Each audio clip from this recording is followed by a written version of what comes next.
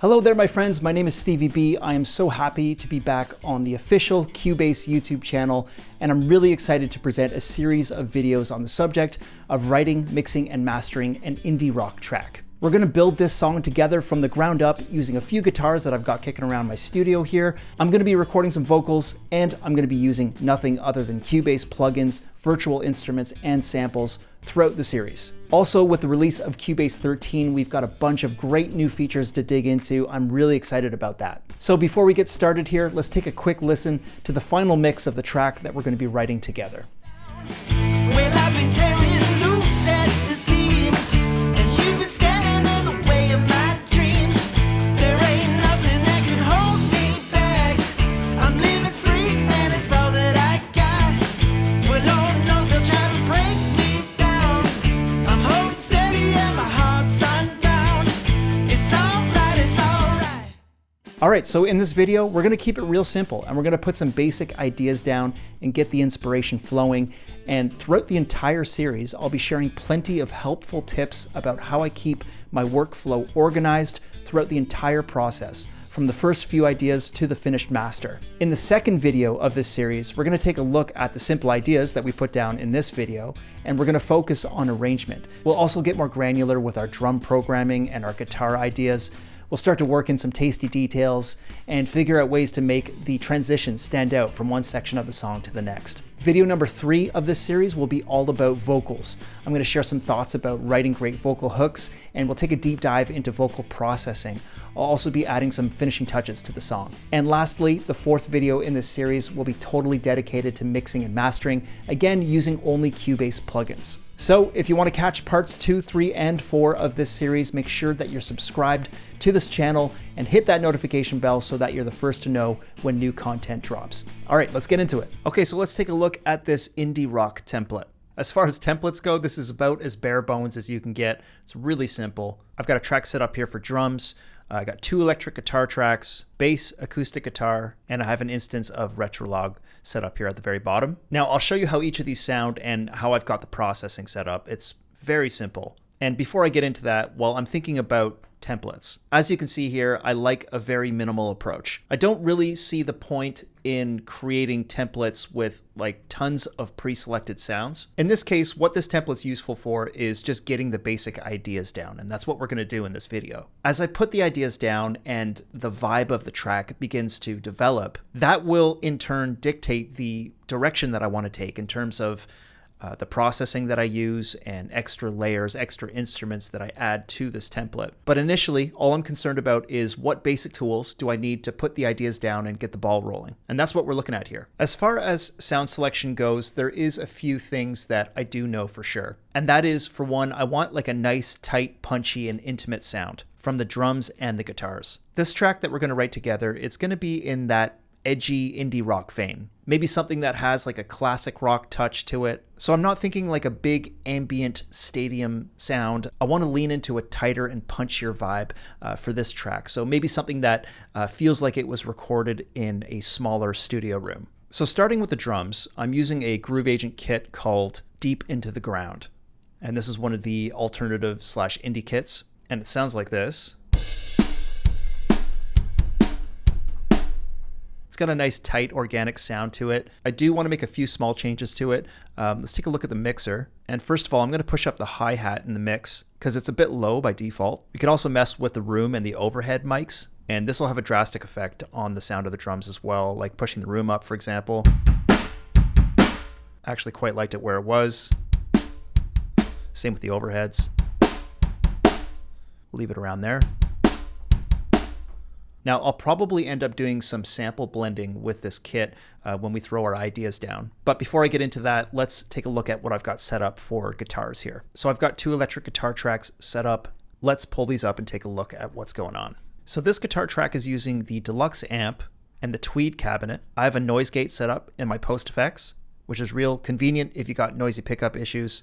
The microphone position is right in the middle of the speaker. It's leaning towards the Shure mic, which has a grittier tone to me, cuts through the mix a bit nicer. And I've got an EQ on the master, which is cutting some of the highs at around 15K and a tiny bit of the mids at around 1,000. And that's it. I'm not using anything for pre-effects. I'm honestly just not a big pedal guy. I really like the way that this deluxe amp sounds in combination with the Tweed cabinet. I don't really need to mess with the sound that much. I'm just looking for a nice overdriven tone. Let me just grab this Jazzmaster and I'll show you how it sounds.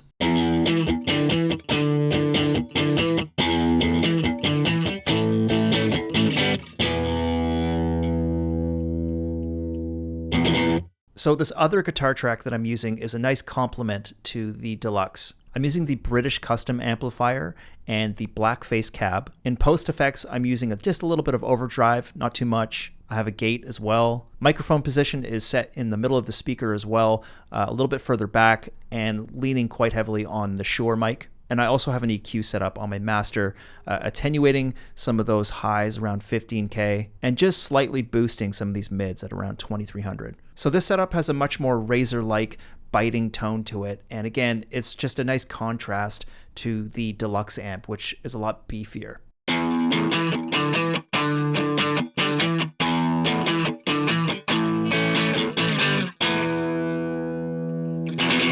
So taking a look at my bass setup, I've got an overdrive pedal in my pre-effects. I'm using a combination of the valve amp and the 8x10 cabinet. Nothing set up in post effects. Microphone position is set off to the side of the speaker, right up front. And I've got an EQ set up on the master as well, but I'm actually not doing anything with it. It sounds great as is.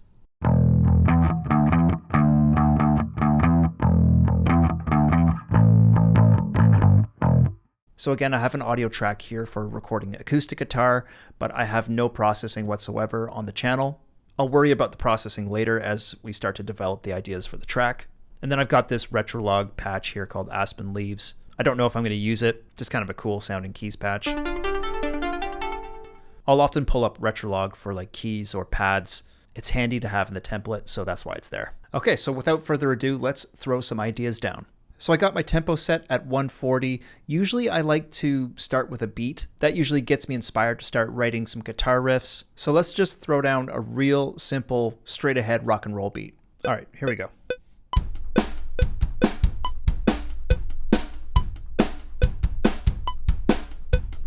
Okay, so that was a little messy. All good. Let's take a look at the MIDI, and I'm going to quantize this. Overall, doesn't sound too bad.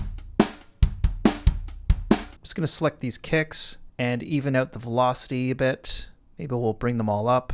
Same thing with the snares, just going to even them out. I'm not going to mess with the velocity on the hi-hats. Those sound great. You can see in the way that I played them that every second hit is a little bit lighter. And that's exactly the way that I would play it if I was on the drum kit. You do want some variance in velocity with the drums, otherwise they're just going to sound really robotic and dead. Now we'll come back to the drums in just a minute, but what I want to do right now is just record some guitar ideas. Let's come down to our acoustic guitar. I usually like to workshop the chord progressions using my acoustic, and I'll show you what I'm thinking. Let's throw something down.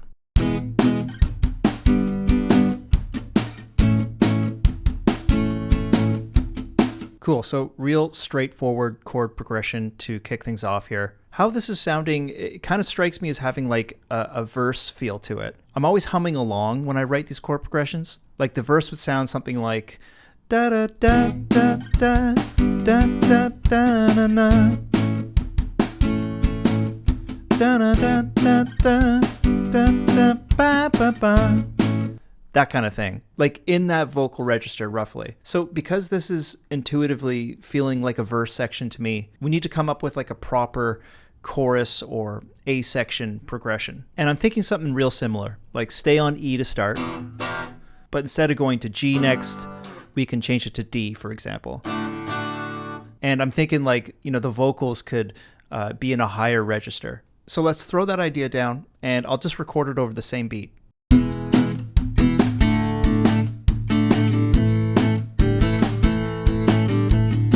Cool, so now this could be our chorus. And again, we can come up in vocal register for this section.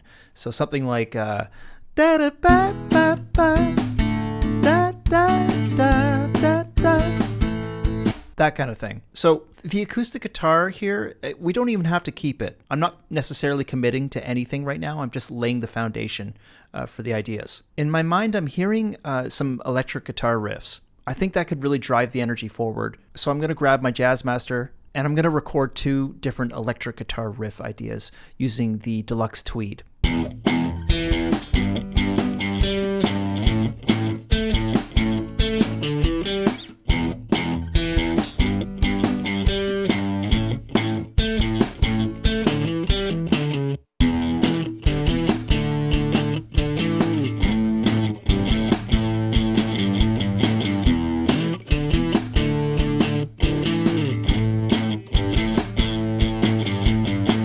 Okay, so we got some basic ideas down here, and you're starting to hear the direction and the shape that this song is going to take. The ideas are interesting, nothing sounding particularly amazing at this point. This is where I'm going to press pause and do a bit of layering. First thing I'm going to do is double track these riff guitar parts. I'm going to record the same riff using my bass. Then I'll quickly show you how I would do some layering with the drums. And we're going to bring these ideas to life. All right, so check this out. Now that I've got the guitars double tracked, I'm also panning them left and right at 32 a piece. So exploring the stereo field a bit, and you can also really hear how well these two guitar tones complement each other.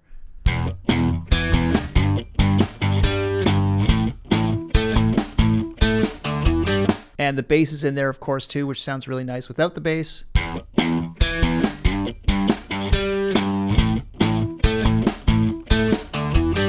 You probably also noticed that the acoustic guitar is muted. And, you know, having listened back to this quite a few times, I think it actually sounds better without the acoustic. But something about both the electric guitars and the bass playing these riffs on their own, it just feels good. It feels really raw. And I'm pretty stoked, actually. I think this is a good starting point. So as I mentioned earlier, there's a little work to be done on these drums. I don't want to get super granular with the drum programming and all the details in this video. We'll save that for the next video. But let me show you how quickly I can add some punchiness to these drums. Let's throw another instance of Groove Agent underneath our drums here. And let's just copy paste our drum MIDI into it. So I'm only concerned about the kick and snare at the moment. So let's delete our hi-hat information. And keep in mind our kick is falling on C1, our snare is falling on D1. So let's navigate over to our loops and samples. And maybe we'll check out some of these one-shot samples from the Rock Pop Toolbox. So we got a lot of different kicks, snares, toms, crashes, all sorts of stuff that we can use here. This snare sounds nice to me. So let's just click and drag that onto our D1 pad. And I like this kick sample. Let's take that and throw it onto C1. Okay, and soloing this instance of Groove Agent, how does it sound? Okay, we can do a bit of work to that. Let's pull it up here. Let's select our snare. Let's push up the volume of that a bit. So just listen to how much of a difference this simple kick and snare blend adds to our original kit without and with.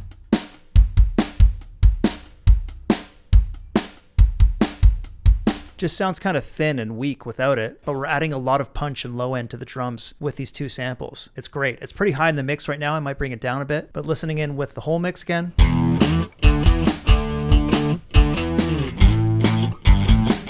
It makes a huge difference without, with. So we can just call this track drum samples for now. And we could even do a little bit of blending with the original drums as well. If we open up the MIDI and if we select our snares, we can copy paste that snare into maybe like a clap. I think there's a clap right on top of it. And what does that sound like?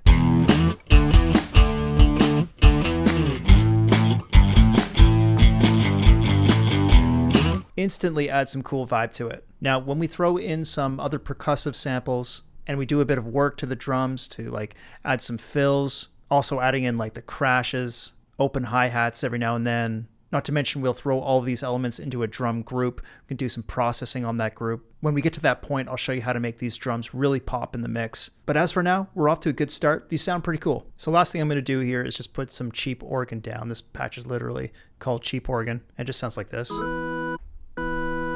And I'm just going to keep it low in the mix and add a bit of padding underneath our chord progression.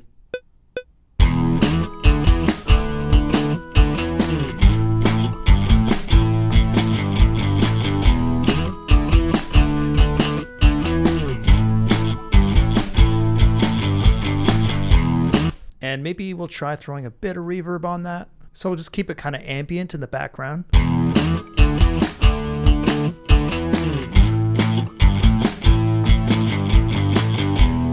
And maybe let's duplicate this. Let's come back to this Aspen Leaves patch that we had loaded up here. I kind of got attached to that sound. Some kind of arpeggiated thing, maybe.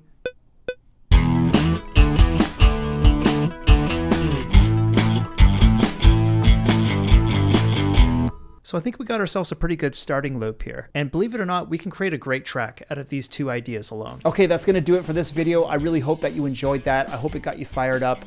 I try to keep my ideas simple initially, as you can see. I don't want to overthink the process. And the next video, I'm going to take these 2 fundamental ideas that we came up with, and I'm going to use them to arrange our track and create some structure. And then I'm going to go bar for bar and ask myself, how do I make it more interesting? What can I do to build on these ideas? How can we transition in and out of our verse and chorus sections? Where can we add some space? How do we make the drums pop? These are all questions to be answered. I'm really excited to show you how I do it. So once again, make sure to subscribe to the channel, hit that like button for me, leave your thoughts in the comments below, and I will see you in the next video.